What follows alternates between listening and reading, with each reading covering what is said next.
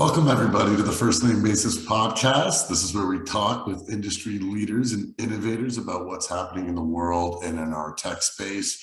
Today with me, I have Jenna Pilgrim, who is the CEO of the Rite Network. He's been a friend of mine for a very long time, has been working side by side with us in the TribalScale offices. We did have offices in Toronto. Jenna, welcome to the pod. Awesome. Thanks so much, Sheetal, for having me.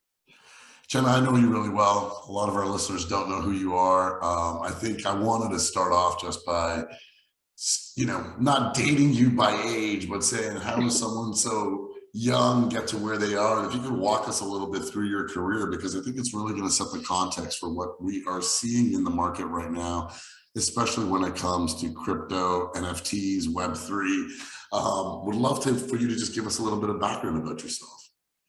Sure, yeah. So I got into crypto probably in, I guess, 2015. Yeah, 2015, which now feels like 100 years ago. I don't know about you, but I started this company in 2015. Yeah, okay. So yeah, it's been a bit. And I think it was a series of, I guess, I say I got really lucky, but I think, it was a series of events that all sort of came together and shouldn't have happened, but did, and sort of I was in a position to take advantage of them. So my first job was as the chief of staff to John Tapscott, who wrote Blockchain Revolution. So Blockchain Revolution interviewed the top 200 or so people in the crypto space at the time, which was 2015, 2016. So that's sort of how I met everybody. And then that's I guess put me on the map to build out what became eventually the Blockchain Research Institute, which was the first think tank in the crypto blockchain world. Back then it was very all blockchain, no crypto. It was very careful, not Bitcoin though, not Bitcoin, which is really funny now to look at where the world is now. It's very very pro Bitcoin. Bitcoin is okay, but we don't know about all the other ones. What changed? What do you think changed? I think the regulatory sphere became really clear about Bitcoin, that Bitcoin was not a security, that it was a commodity, and that we were, it was very clearly defined versus all of the rest, which are still questionable. I mean, ETH got a little bit of a break too, but yeah, it was very interesting to be in that time where it was we want blockchain for supply chain, and we want it within our companies, and we want it for all of these different reasons, but we don't want Bitcoin. Don't talk about Bitcoin at all.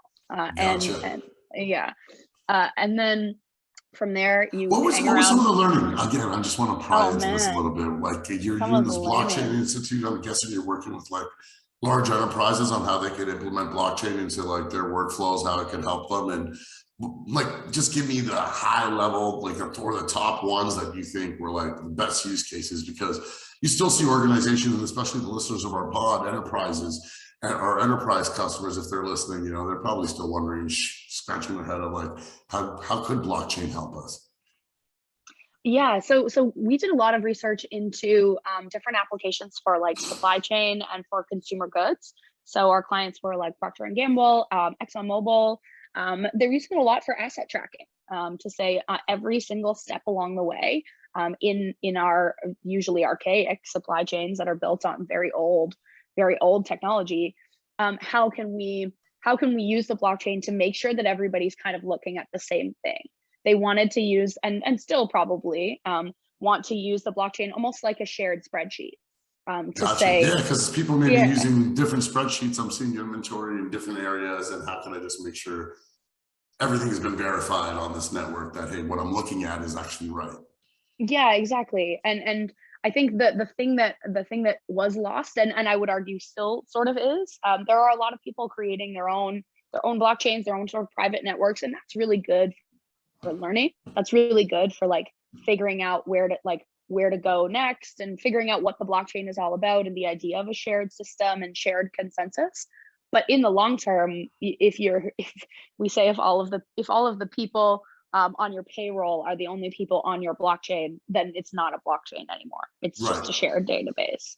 And so moving from that into a more open source, more collaborative environment is really challenging, because they're using these ingrained systems that every single player in the blockchain or in the system might not really understand. They might not understand all of the specific consequences of their actions. So it was a fascinating time. Still is. It still is. I'm sure it still is. I'm sure it still is. I mean, for every vertical experimenting now we've kind of moved away from the term blockchain, but we are going to be the Web3 in this particular vertical. And you and I were just in a couple different conferences where I was joking with you saying, hey, it seems like we're like leveraging technology to solve not really many solutions, but we'll get into that. But yeah, so let's continue. Let's continue with a little bit about yourself and then your career.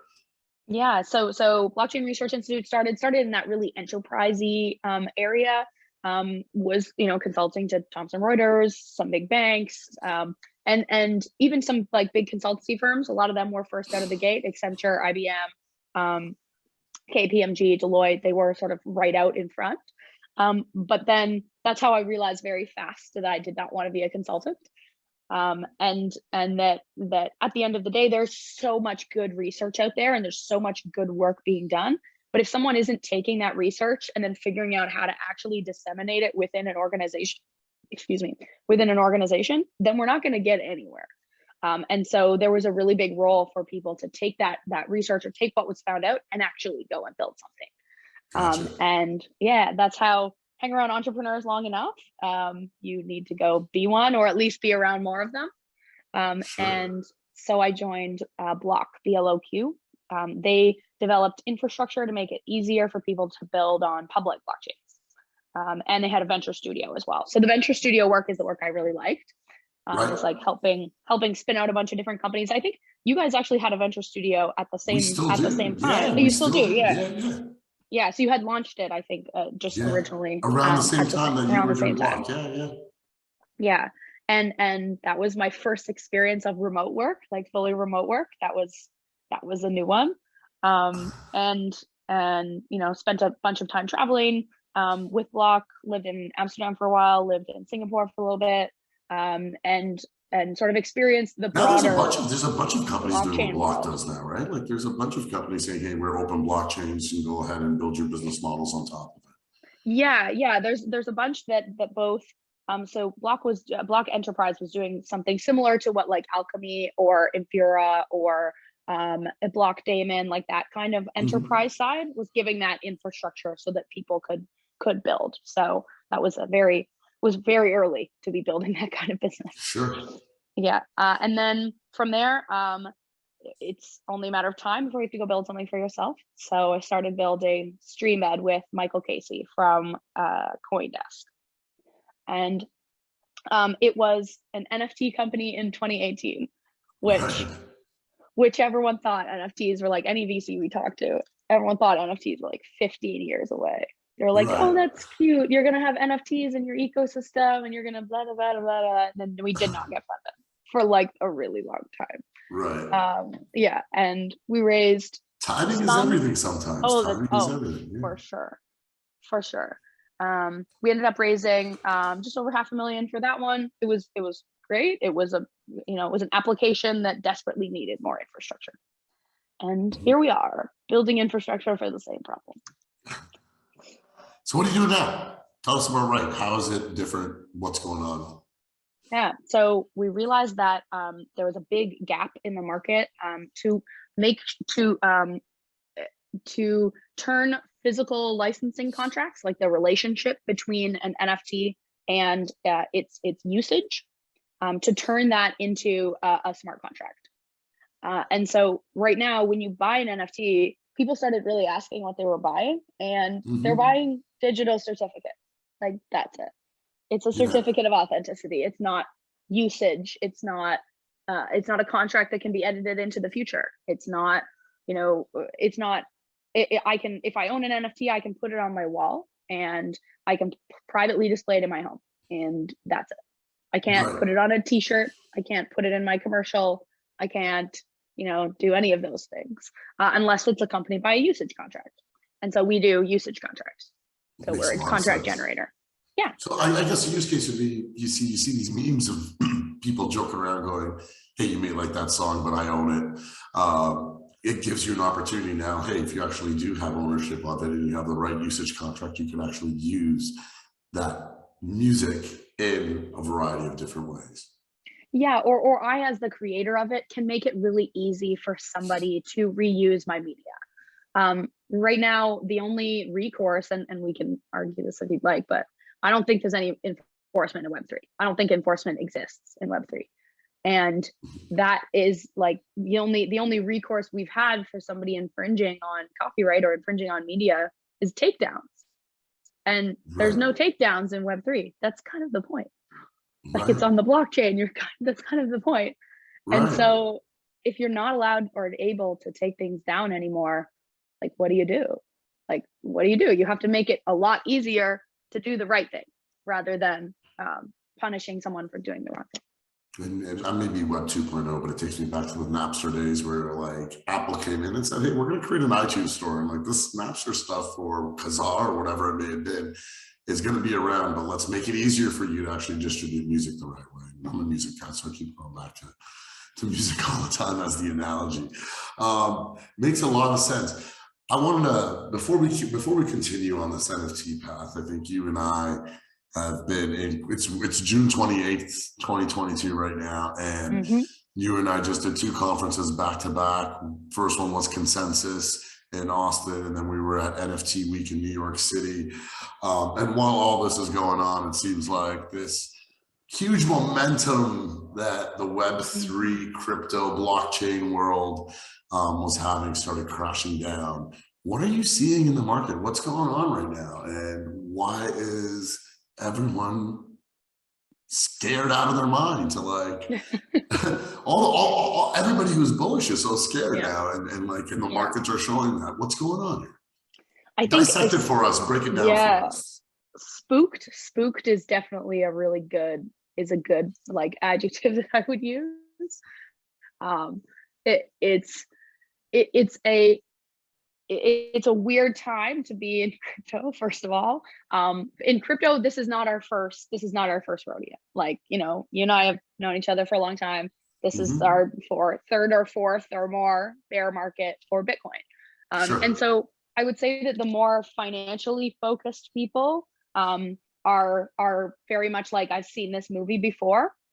But unfortunately, the crashes that have happened in Celsius and Three Arrows Capital, and now, Luna was the first big shoe to drop, and then Celsius, and now we're experiencing the BlockFi FTX. We're not sure what's going to happen. I was talking to one of my friends at BlockFi yesterday, and we're not sure which deal they're going to take yet. But witnessing that, the Bitcoin crypto fintech people get more and more brave every bear market or every bull market cycle, right?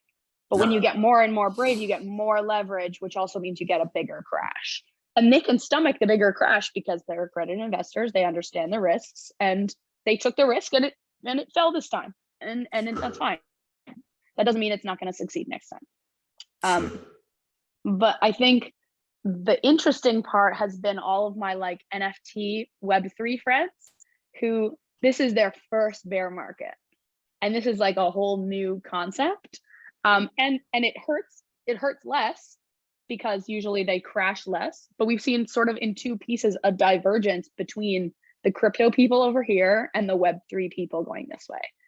Like the air of optimism, or maybe it was like confused delusion at NFT NYC, right? Like everyone was still having these big parties. They were all still thrilled. They were all still Consensus was the same. These parties were massive, and I was like, who's paying for all this and what is going on here? It just smelled like sunk cost to me. Like we already paid for the party. Our whole team was already coming, and now we have to go and put on a good face and make everyone feel that we're all going to be fine. And we're still all bullish on the technology, but the interesting part for me, and I was talking to a journalist yesterday, that's actually is the divergence of Web3 and crypto. The fintech funds are getting a lot more specific about what they're investing in because they hurt more. But they are more bullish than they have ever been on like the long term whatever of the technology. But the Web3 crowd isn't really sure what's going on, so they're holding out for a little bit. I mean, isn't this like most new industries that form? I think if we think back to the .com crash, For those of us who are old enough to remember that, like what happened in the dot-com crash was, everything was so bullish on everything is going to be online. Not that that statement was wrong now that we're in 2022, but there are just business models that are going to fail. And that's just part of any new industry. You're going to have a bunch of business models, companies that aren't run right, companies that are technology for the sake of technology, companies that are, not really figuring out how to go and attack the market that they're in, or the market's not ready for it. Timing is, like we talked about earlier, is not ready for them. And you have these organizations fizzle out. And I don't think it's going to stop the cream from rising to the top. And like I think you're still going to find organizations saying, "Hey, this is the right business model for us. Here is what we can go and do," and it makes a lot of sense for our organizations. And that's just you got to fail fast, like I say all the time. You got to figure that part out. Yeah. Well, and having the good thing about a lot of these, especially Web3 companies, is that they all got funded last market cycle. So Sure. A bear market is going to be really good for Web3 companies. Maybe not so much for fintechs because they manage a lot more money, and there's more washout because they're being encouraged to take more risks. But the Web3 companies just need 8 months of silence to build whatever they want to build, and then we'll actually roll it out, and we'll crawl back up again. Gotcha. What are you like? Which verticals are you most bullish on in the Web3 space? And maybe verticals are wrong thing, but like, what are some concepts that you're seeing that are coming out of Web3? Kind of like when you had your Blockchain Institute hat on before, that you really feel they're going to come and like start really changing the way we do things. I love the idea of NFTs for access control. So at NFT NYC, we saw a little bit of this. I think bridging from the, NFTs are weird fake art into like, I need an NFT to get into this thing, or I need an NFT to be able to access this cocktail party, or to be able to access this new application. There was one, and there, I'm almost like, I'm not ashamed to say this, but like I got duped, not duped. Dupe isn't the right word. I wanted to go to this cocktail party. And my friend's like, well, you need to own it was a floor NFT. It's like, you need to own a floor NFT. Floor NFT is an application that looks like a Blockfolio for NFTs. It'll pull in all the floor prices of the NFTs that you own. You log in with your MetaMask and but the key is you have to log in with your MetaMask, and then it will check that you own a floor NFT before it will give you access to the application itself. Gotcha. And I was like, okay, cool. I needed this NFT to go to this cocktail party. Fine, I bought it. You probably could have got away without it, but I was like, you know what? I'll play the game. Sure, I'll play. And so I was talking to my friend who was like, told me to buy it, and I was like, well, what do I get? Like, besides, like, I buy this NFT and I get to go to all of their stuff. What else do I get? He goes, you get the ability to log onto the App Store, download Test Flight, and then download Test Flight, and then get into their app, and then you get access to their app. You're one of the first people to get access to their app, and then you are given the opportunity to give them product feedback. And I was like, are you serious? All this just for that? Well, but like, as well as I do how hard it is to get product testers. But like, and these people, why would I be paying someone else to like? Yeah. I just paid $300 plus gas for the ability to test this new app, and I was like, that is the most genius thing I've ever heard of. So any person putting out a new product should launch an NFT collection of just access cards, and then they created the right FOMO, and it worked out. And I was like, man. So you said a lot of steps there, and us who are in tech and us who are in the Web3 space completely get it. When does it become average that, like, my sister, who's a teacher and has no idea what a MetaMask is and never will probably care, actually be able to go and engage and start leveraging Web3, and even having access if she wanted to go to a particular cocktail party and you had to have the NFT to go or be part of that community? Like, when do we get past this, like, all these hurdles you got to go on? It reminds me of, like, you know, back in the day, if you didn't know how to log on to the internet through your modem, you were kind of screwed. Like when does access become more for the masses? When technologists finally realize that UI UX designers are just as much, if not more important than they are. Right. Like when you realize that. So is that really it? It's just a problem of over engineering and being like, it's too hard. Other engineers like us are going to get it, otherwise forget it. It's too hard, and there are not enough. There's lots of education, there's lots of videos, lots of YouTube videos that will teach you how to do it, but the process is still 10 steps long. And every single step along the way, there aren't enough protections in place. And as a person building a tech company, I don't necessarily want more protections right away, but there aren't enough things that will keep users safe. NFTs are not grandma safe yet. They are not, you know, my mom safe. They're not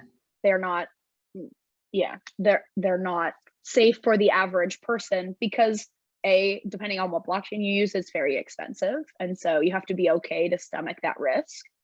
And the user interface is confusing. And so that's another one. Even the discovery, it's like the discovery, I got to get part of this community. I got to jump in on Discord. I want to hear what they're doing. They're only giving me information at certain dates. It's like, I don't got time for it.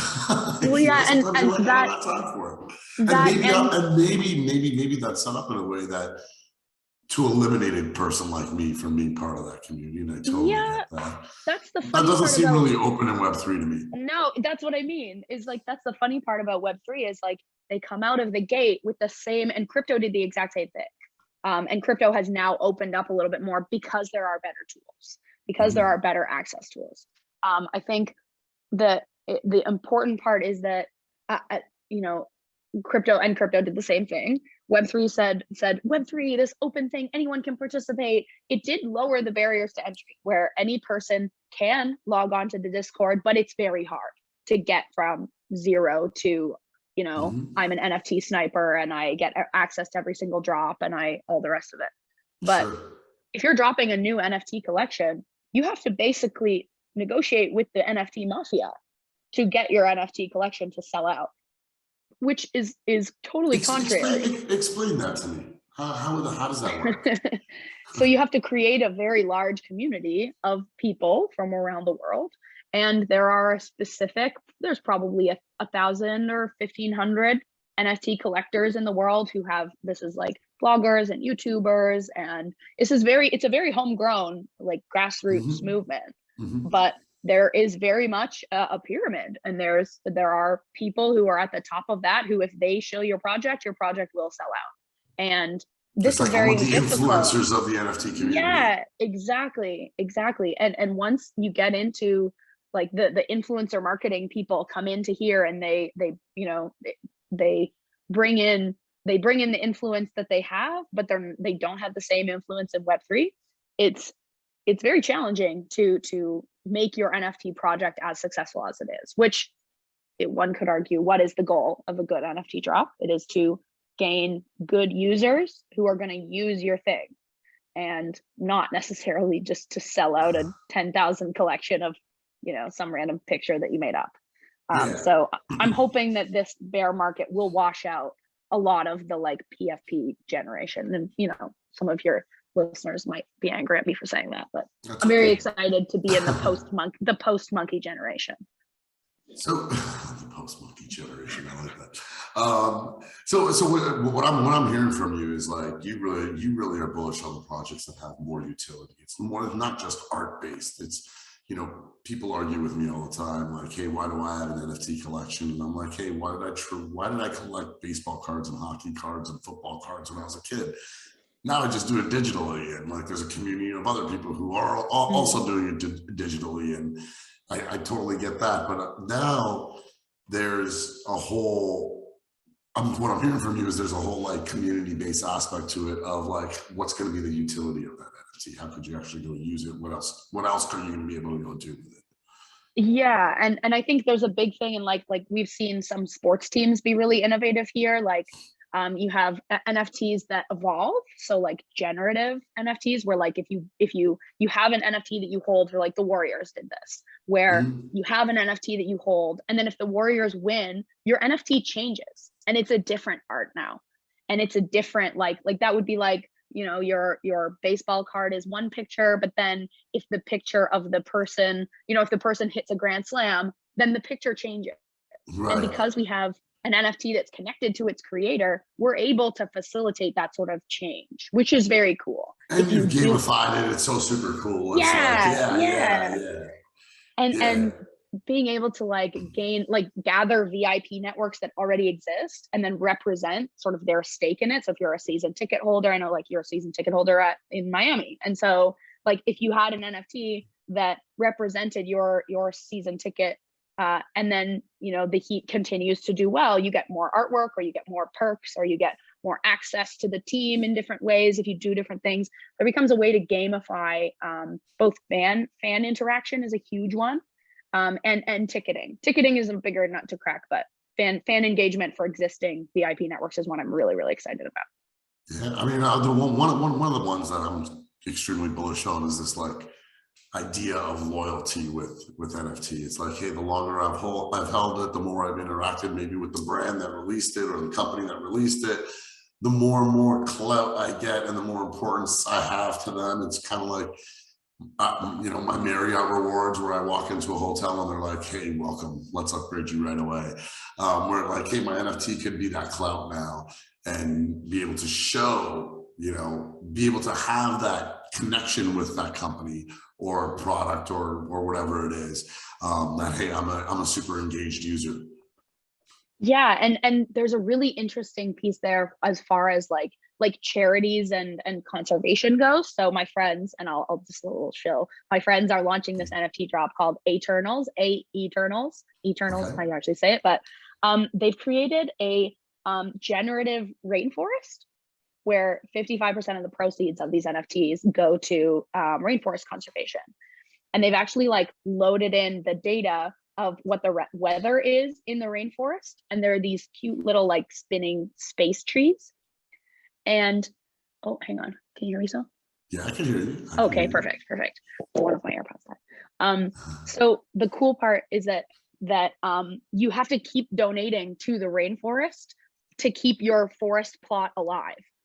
Otherwise, if you don't keep engaging with it or playing the game or doing something, then your forest will, your little forest plot will die.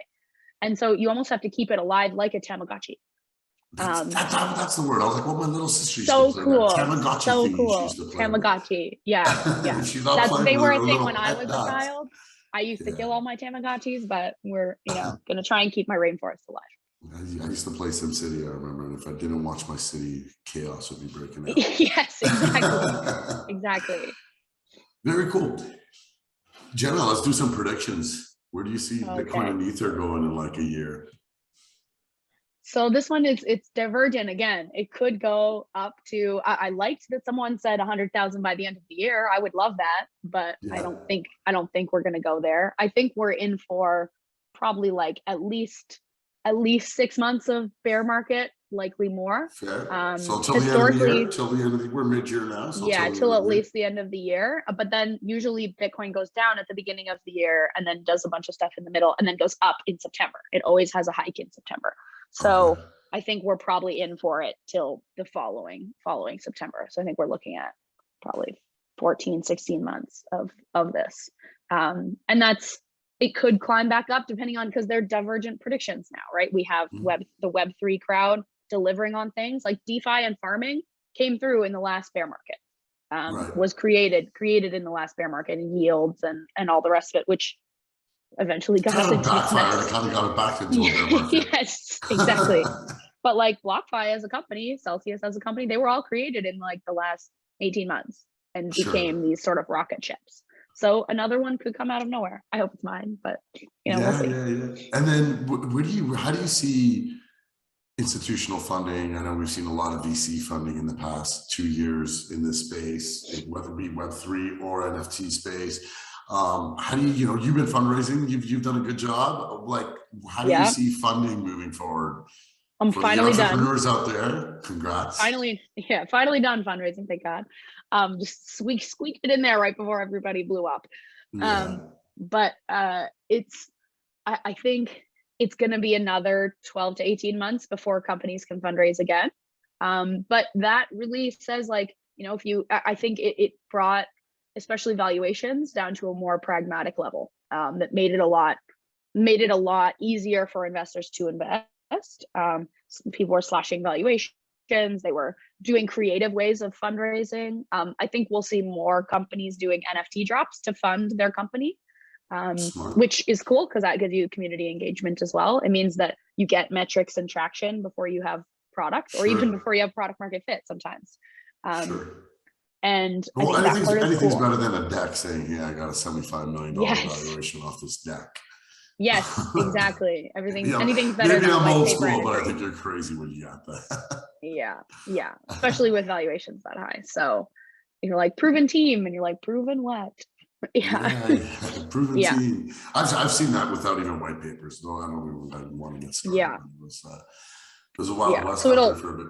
Yeah, it'll wash out a lot of the tourists, which I like, and it'll force companies that have raised a lot of money to do something with it, and I think that's great. Well, it's kind of like how the crypto world got created, right? It was all created without VCs. It was like, hey, we're going to have a community, and we're going to start supporting each other and build it up. And now some we'll of that create our own institutional money is token, going to and go our away. token will do this, and exactly. So now some of that institutional funds goes away. What do you think? What do you think is going to happen? Honestly, I'm too stupid to know. I'm too stupid to make a prediction. What I will do is keep my my thumb on the pulse and navigate through it as obstacles come.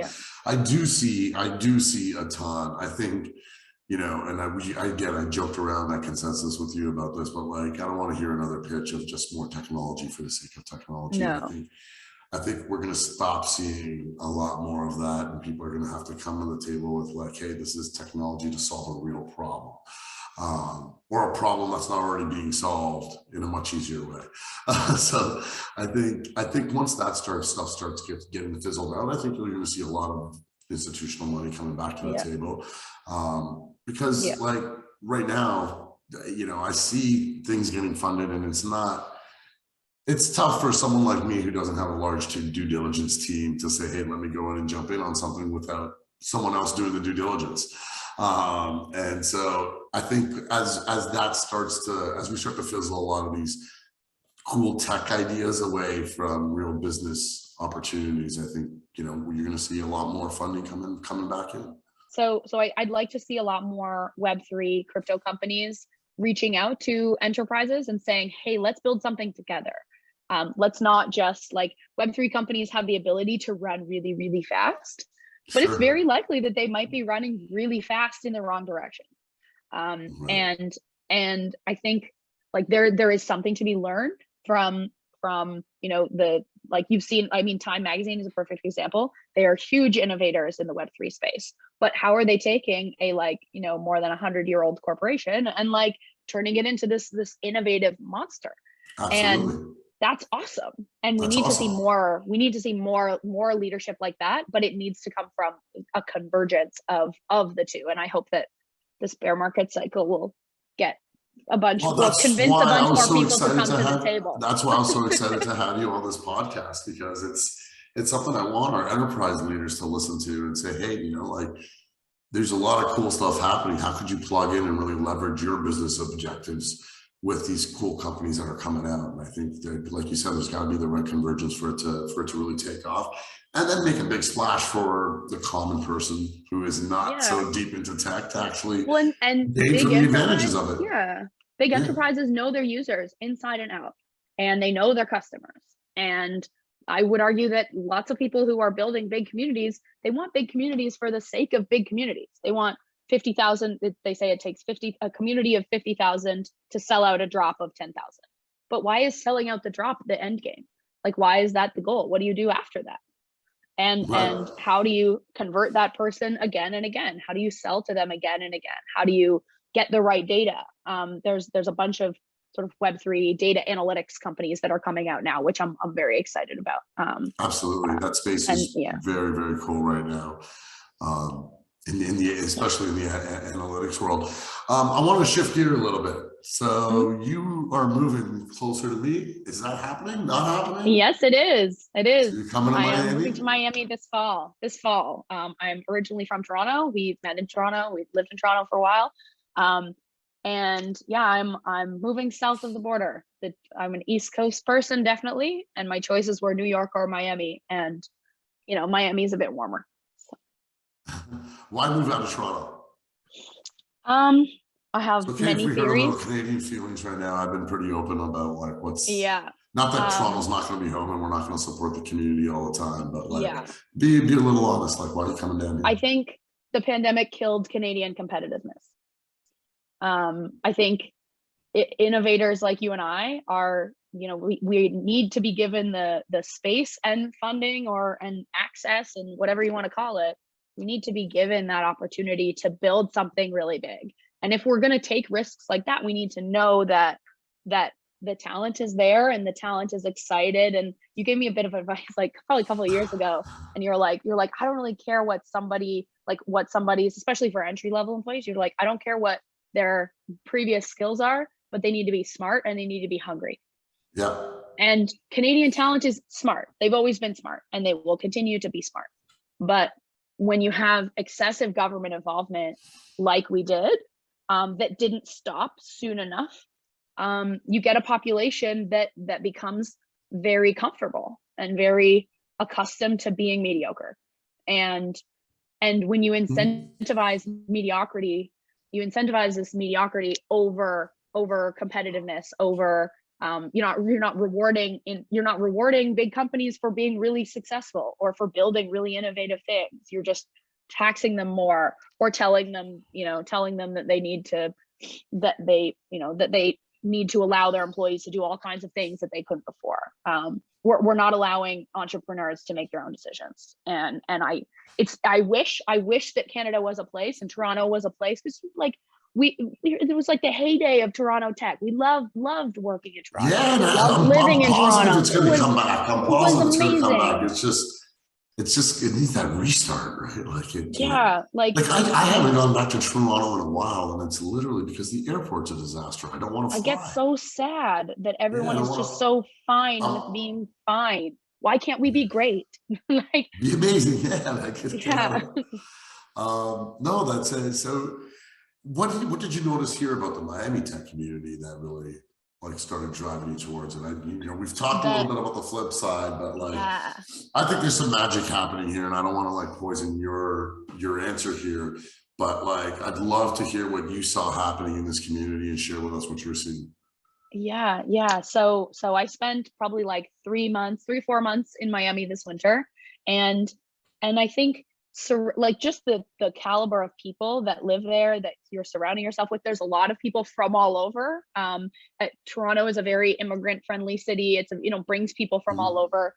There are more languages spoken in Toronto than in almost any city in the world, I think. And Miami, I'm feeling something really similar, where there are people from all over the world who come to Miami to build whatever their dream is. And it doesn't necessarily matter what your dream is, as long as it's something really big.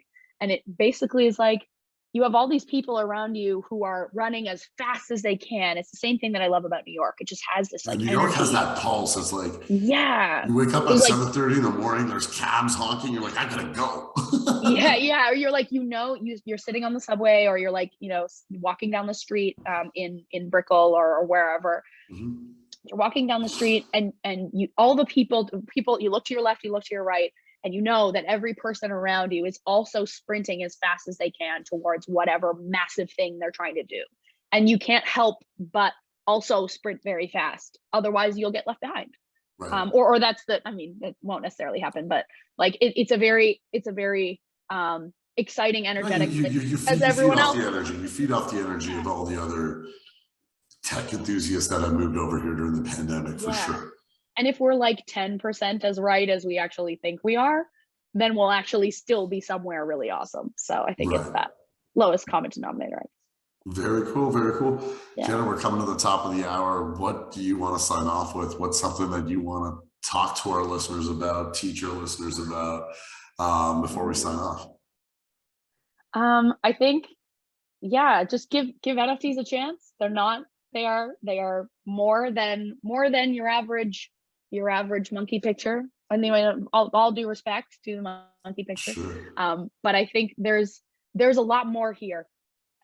We've never been able to have like digitally unique things before, and we have that now. Is there a low entry NFT that you would recommend somebody who's never gotten into it to go into without having to try to buy $100,000 monkey? Any of them. Go mint your own. That will help you learn the most. Go to OpenSea, get a wallet, mint your own. It's very easy to do.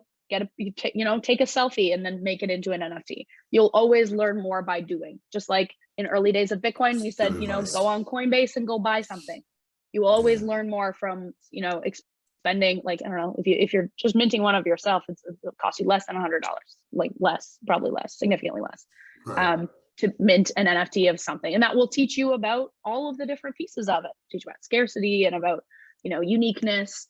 And that has applications across every sector, not just art and not just community management and all the rest of it. So yeah, and keep a lookout for Rite. We'll be at MVP in the fall sometime. So I'll make sure to send you all the details about that. Yeah, send me the details. I'll have to push it out on our newsletter and obviously I'm going to catch up with you in Miami and hopefully be part of this journey that you're about to take. Yeah, sounds great. Thank you so much, Sheetal, for having me. Awesome, Jenna. Thanks to our listeners. This is First Name Basis Podcast. You can find it on Spotify, Google Podcasts, YouTube. If I missed any, they're all over the place. But thanks, Jenna, for joining us. Take care. Thank you.